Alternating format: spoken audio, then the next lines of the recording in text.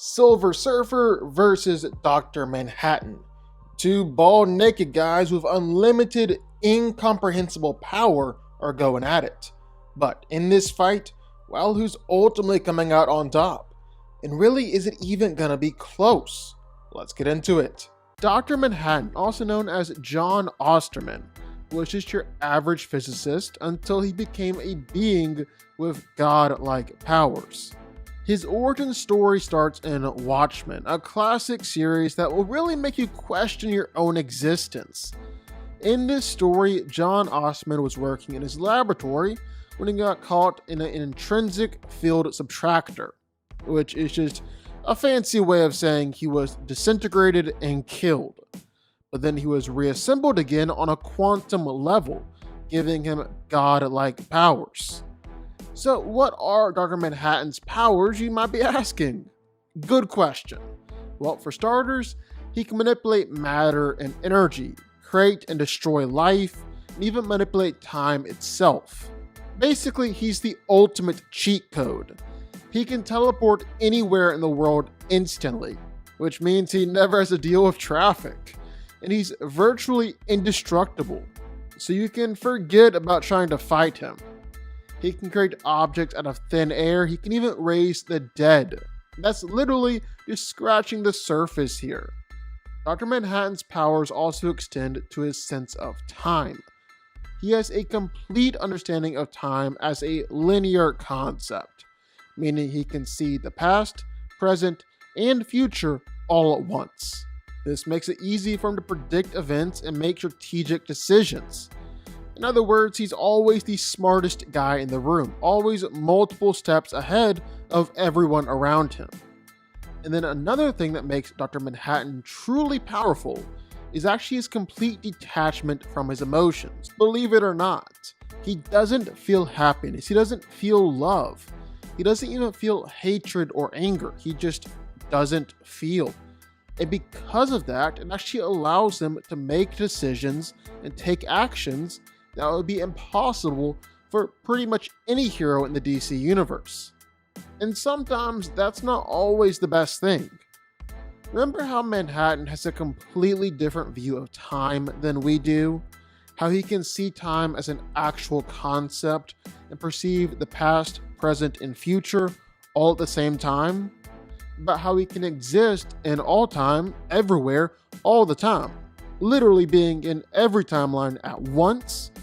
Well, this allows him to play out alternate timelines, see the future and the past, and how it all plays out. And not just that, but actually allows him to manipulate different events and change the course of history. Like he could prevent Jor-El from dying in Krypton's explosion, that sort of thing. He can change the outcome of any fight or battle, even change the course of your own personal life. Obviously, this makes him insanely powerful in DC, but it doesn't just stop there. Because he doesn't just manipulate events within the timeline. Manhattan can actually manipulate whole timelines, which leads us to Flashpoint and the New 52. Flashpoint is a massive comic book crossover event that has some pretty major implications for the DC universe. In the story, The Flash, Barry Allen travels back in time to save his mother's life. But in doing so, he accidentally creates a new timeline where the world is drastically different from what he remembers. Superman was captured by the US government as a baby, Bruce Wayne was shot in that alley, and Thomas Wayne became Batman. Atlantis and Themyscira were at war with each other. The world is basically a shit show. And so Flash tries to reverse it and set everything right. But that didn't really work out that way. Instead, the New 52 was formed, a major reboot for DC Comics and their continuity. A lot of characters had their histories and backstories altered and rewritten. A lot of the major events and storylines for DC were just wiped out. And Superman stopped wearing his underwear on the outside of his pants. Only turns out none of this was the Flash at all. He didn't cause any of this. It was actually Dr. Manhattan. He was the cause behind Flashpoint. and casually was able to destroy that whole universe. He was the one who managed to remove 10 years from the main DC timeline and start the New 52 universe, basically using it as his own petri dish and science experiment as he explored the nature of time and all its causalities. Of course, this couldn't last for forever, and when it came to an end, a lot of unintended consequences came along with it. And that's Doomsday Clock right there. The events of Doomsday Clock take place in the aftermath of the DC Rebirth event, which saw the return of Wally West and all the other characters who had previously been erased from DC continuity. Things are beginning to set themselves back to the proper balance of things, and it's revealed that Dr. Manhattan is the one responsible for all these changes to the DC timeline, the puppet master behind the scenes, playing everybody and manipulating everything. And obviously our heroes aren't too happy with this. They don't really like being played like that, so they try and stop Manhattan from manipulating their world. And Manhattan basically beats half the heroes with just a wave of his hand. He easily absorbed the Green Lantern's powers. Magic is just a statistical anomaly to him that he can easily manipulate. Literally no hero could stand in his way. I mean, sure, they tried, but they all failed. Because, of course they did. This is a literal god they're facing down. And not like how Wonder Woman is a goddess, or Superman is just as powerful as a god. Literally a god. Capital G kind of god. Basically, no one could beat him. Only way Doomsday Clock ended was with Manhattan realizing the error of his ways and restoring the memories and histories of all the different characters who had been affected, effectively ending the New 52 continuity. But you want to know how he did this?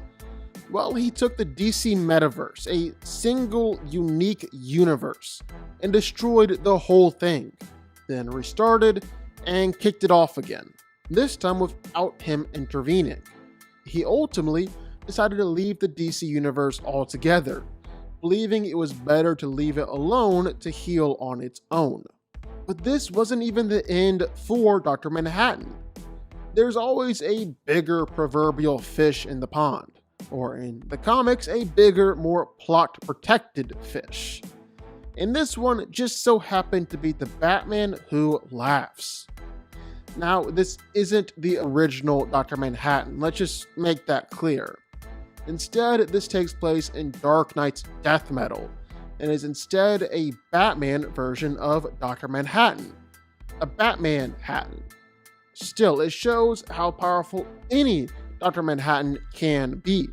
Basically what happens is that there are all these dark and twisted versions of Batman from the Dark Universe. They're all evil and disturbed, but the worst one out of all of them, and their leader, is the Batman who laughs. Well, Wonder Woman killed this one, but it wasn't the end for him. Nah, see, he's always got contingencies on contingencies on contingencies. He is the Batman after all. And one of his contingencies was he found a Bruce Wayne out there in the multiverse who came into contact with the comedian's button and had decided to study it, building an intrinsic field generator of his own. Well, while he was in the middle of experimenting, the Batman who laughs locked him in the machine, with the resulting accident giving Bruce powers similar to Dr. Manhattan. After Bruce was able to reform his body months later after the accident, the Batman who laughs lobotomized him before he could gain omnipotence, and then stored him away for a rainy day. And now, his loyal lieutenants, along with some surgical help from some evil Alfreds, were able to put the Batman who laughs brain inside the body of Bruce Wayne, who is a being of pure energy. They were able to resurrect him, and he even got a portion of Dr. Manhattan's powers along the way. So now, Batman who laughs has the power of Dr. Manhattan, becoming the Darkest Knight. And even though this was a filtered down or inferior version of the original Dr. Manhattan, it was still enough power to attract the attention of Perpetua. And now, who's Perpetua, you might be asking? Well, she's one of the hands from the greater Omniverse. She was the first creator of the multiverse and the mother of the Monitor, the Anti-Monitor, and now the World Forger. And you know what? Perpetua, the literal creator of the multiverse and the Darkest Knight fight. And this Batman, with the powers of Dr. Manhattan, is able to beat her. And then Wonder Woman shows up. She's now amped up with the powers of Dr. Manhattan too, which, if you're wondering, is just crisis and connective energy, the same stuff that's used to create multiverses. And she's able to beat the Darkest Knight in a fight that spans from the creation of the multiverse to the very end of the multiverse. Whoa, that is a lot. And it basically indicates that at his best, Dr. Manhattan could be just as powerful as Perpetua, the being who created the DC multiverse. So literally gods on gods on gods. Now, when Galactus granted Silver Surfer the power cosmic, well, one of the biggest things that the power cosmic did was give Silver Surfer some absolutely incredible superhuman strength. There have been countless times where he's easily overpowered the Thing or Abomination or the Rhino. Some pretty strong guys, but he's also easily fought against the likes of Thor, Hulk, and Beta Ray Bill, showing off his superior strength against some of the strongest heroes in Marvel. He's been able to throw moons at Galactus during their fight. He's busted out of planets before, and one time, Surfer even took a spaceship and threw it out of the solar system, where it was said to continue on a straight line path for centuries. So yeah, Surfer is strong. On top of that, well, Silver Surfer, we all know, he's also incredibly tough. I mean, the guy surfs on supernovas just for fun. He can fly through stars absolutely no problem, even if some of those stars are strong enough to literally melt planets. He was also able to take countless punches and attacks from Hulk and Thor, but not just that, but attacks on the likes of Galactus and Thanos. Planet-destroying blasts were only powerful enough to just knock Surfer off his board. He survived a blast which ravaged entire solar systems. And let's say something does in fact happen to him. He's injured in some way, which, as crazy as it sounds, is still in fact possible. Well, Silver Surfer has some of the best regenerative abilities that you've ever seen, all thanks to the power cosmic. He's been all sliced up and simply regenerated himself. He's been reduced into tiny little fragments and just regenerated himself as whole again. Surfer can even exist without his body, like existing as the snow or the air around them, and reform himself out of that nothingness. And his speed is just as impressive. He's fast enough to enter warp speed under his own power, traveling across 500,000 light years in just seconds. And just to put that into perspective, just our Milky Way galaxy is 100,000 to 120,000 light years across. So it's as if Surfer was traveling across 5 Milky Way galaxies in just seconds, in the time it took me to finish this sentence. And he's done this over and over again. Surfer has some of the fastest travel speed you've ever seen. It's almost like he's straight up on par with Wally West. And in a fight, well, Surfer is able to move at ridiculous speeds as well, flying around and dodging attacks at the speed of light and moving in micro and nanoseconds. And then don't even get me started on energy powers.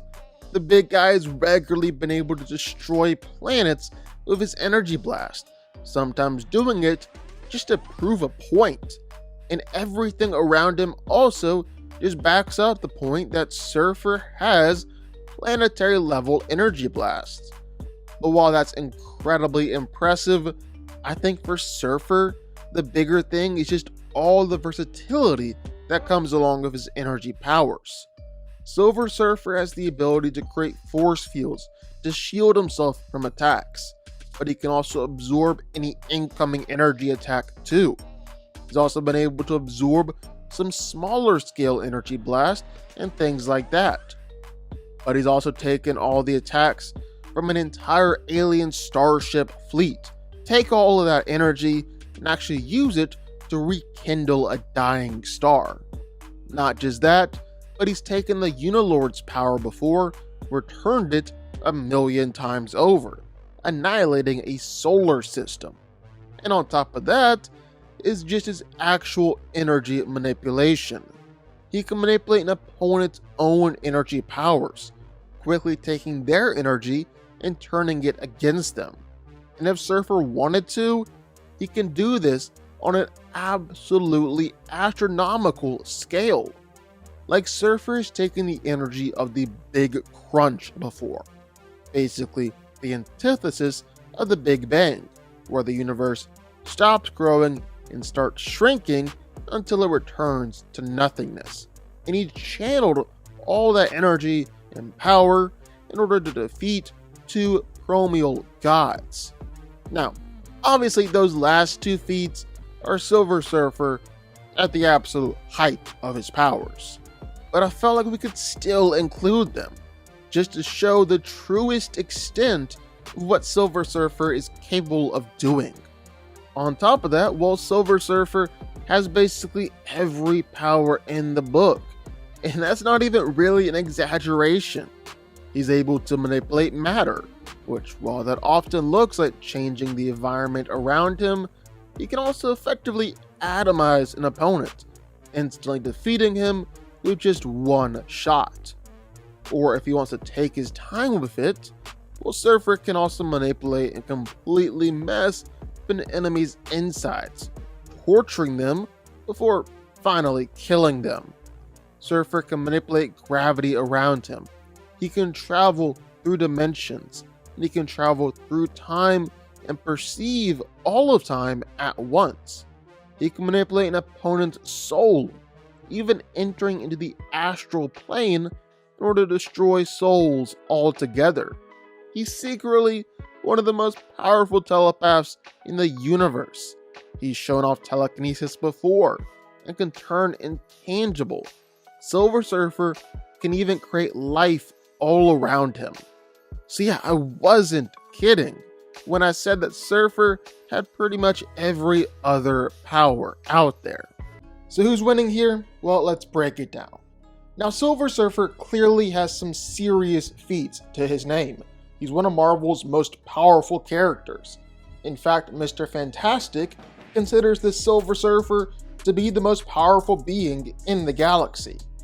He's powerful enough to light up the dark dimension with his blast, catch and throw around stars, or destroy a planet and create a shockwave that was felt across the universe. He's said before that he's got enough power to destroy galaxies.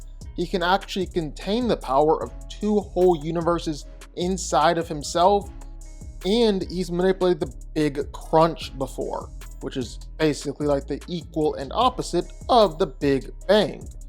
Then there are just the people that Silver Surfer has been able to fight against. I mean, forget Thor or Hulk or even Thanos. Silver Surfer has battled with Tyrant, who's one of the few beings in the universe that can rival the might and power of Galactus.